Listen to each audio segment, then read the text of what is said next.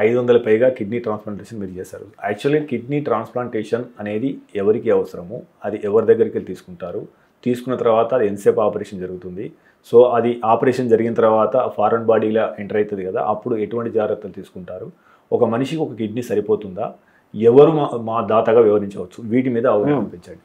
అంటే టెక్నికల్గా చూస్తే బ్లడ్ గ్రూప్ మ్యాచ్ అయినప్పుడు ఎవరి నుంచైనా కిడ్నీ తీసుకోవచ్చు.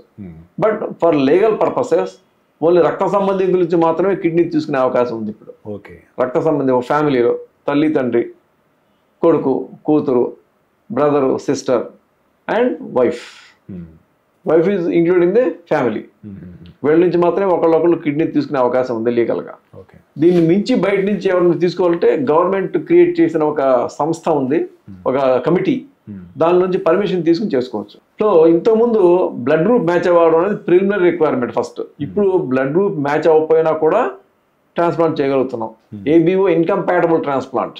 దానికి ముందు యాంటీబాడీ టైటర్స్, అంటే ఇప్పుడు మన శరీరంలోకి ఏదైనా ఒక బ్యాక్టీరియా ప్రవేశించింది అనుకోండి, బ్యాక్టీరియా నాశనం చేయడానికి శరీరంలో యాంటీబాడీస్ తయారవుతాయి. అలాంటి యాంటీబాడీస్ ఉంటే కిడ్నీ డ్యామేజ్ చేసేస్తాయి. సో బయట నుంచి ఇంకొక కిడ్నీ వస్తే దాన్ని ఇమీడియట్గా రిజెక్ట్ చేస్తుంది బాడీ. బ్లడ్ గ్రూప్ మొత్తం మ్యాచ్ అయినా సరే రిజెక్ట్ చేస్తుంది. అలా రిజెక్ట్ చేయకుండా ఉండటానికి శరీరం యొక్క రోగ నిరోధక శక్తిని బాగా తగ్గించేసేయాలి మందులతో. ఆ రోగ నిరోధక శక్తి తగ్గించేసి శరీరానికి కిడ్నీకి ఎగనెస్ట్గా అటాక్ చేసే కెపాసిటీని తగ్గించేసి అప్పుడు ఆపరేషన్ చేయాలి.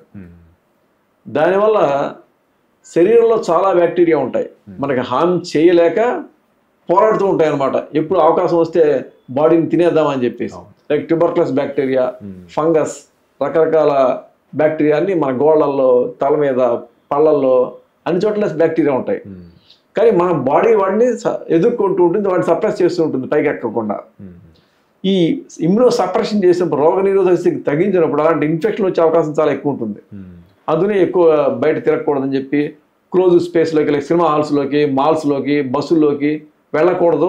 ఒక ప్రశాంతంగా క్లీన్గా ఉండే వాతావరణం ఉండాలంటారు. ఎందుకంటే మామూలు మనిషికి ఫ్లూ ఫీవర్ వస్తే 4 రోజులు తగ్గిపోతుంది, కానీ ట్రాన్స్ప్లాంట్ చేసి రోగ నిరోధక శక్తి తగ్గిన పేషెంట్కి ఫ్లూ తగ్గడం కూడా కష్టమే. కాబట్టి రాకుండానే చూసుకోవాలి. ముఖ్యంగా ట్రాన్స్ప్లాంట్ ఆపరేషన్ తర్వాత ప్రమాదాలు జరిగేది కిడ్నీలో ప్రాబ్లం వల్ల కాదు, ఈ ఇన్ఫెక్షన్స్ వల్లనే. Like TB, fungal infections and other infections, వీటి వల్ల చాలా మంది చచ్చిపోతూ ఉంటారు. కాబట్టి ఆ ఇన్ఫెక్షన్స్ రాకుండా జాగ్రత్త పడాలి. సో కిడ్నీ ట్రాన్స్ప్లాంట్ చేసిన తర్వాత ఈ రోగ నిరోధక శక్తి తగ్గించడానికి వాడే మందులు కంటిన్యూస్గా వాడుతూనే ఉండాలి డాక్టర్ ఆధ్వర్యంలో. అంతా బాగానే ఉంది, సెట్ అయిపోయింది, కిడ్నీ మందులు ఆపేద్దాం అంటే మాత్రం వెంటనే కిడ్నీ డ్యామేజ్ అయిపోతుంది. అంటే ఒక కిడ్నీ యాక్చువల్గా మనిషికి సరిపోతుందా సార్? ఇప్పుడు దాతకు కానీ తీసుకున్న వాళ్ళకి కానీ పూర్తిగా 100%? అంటే కొంతమందికి 1 or 2% పీపుల్లో బై బర్త్ ఒకటే కిడ్నీ ఉంటుంది, వాళ్ళు మామూలుగానే బతుకుతూ ఉంటారు. వాళ్ళకి ఏమీ తేడా ఉండదు, మామూలు మిగతా వాళ్ళకి ఏం తేడా ఉండదు. ఏదో టెస్టులు చేస్తే ఒక కిడ్నీ ఉందని తెలుస్తుంది తప్ప బై ప్రాబ్లం వల్ల వాళ్ళే బయటపడరు. అంటే ఏంటి, మామూలుగా మనిషి ఒక కిడ్నీలో బతకచ్చు అనమాట. కాబట్టి ఒక కిడ్నీ ఇవ్వగలిగే అవకాశం దొరికింది. సో ఒక కిడ్నీతో బ్రహ్మాండంగా బతకచ్చు. నేను ఇందాక చెప్పినట్టుగా 75% నెఫ్రాన్ డ్యామేజ్ దాకా మనకేం తెలియదు. ఒక కిడ్నీ తీసినా కూడా ఇంకో కిడ్నీ ఉంది 50% ఉంది, కాబట్టి లక్షణాలు ఉండవు. ఆ కిడ్నీ డ్యామేజ్ అయితే ప్రాబ్లమ్స్ వస్తాయి. కాబట్టి కిడ్నీ తీసుకునే ముందు ఆ కిడ్నీ ఇచ్చే వాళ్ళ ఆరోగ్య పరిస్థితులు చూడాలి. వాళ్ళకి ఏమైనా షుగర్లు, బీపీలు ఉన్నాయా, ఏమైనా కిడ్నీలు డ్యామేజ్ అవుతున్నాయా, 2 పర్ఫెక్ట్గా పనిచేస్తున్నాయా లేదా, ఇవన్నీ చూసే తీస్తారు. మీరు తీసుకునే అదే మందులు, అదే నాణ్యమైన మందులు, కానీ సగం ధరకే. అవును, మెడ్ ప్లస్ బ్రాండ్స్ పై 50 to 80% తగ్గింపు.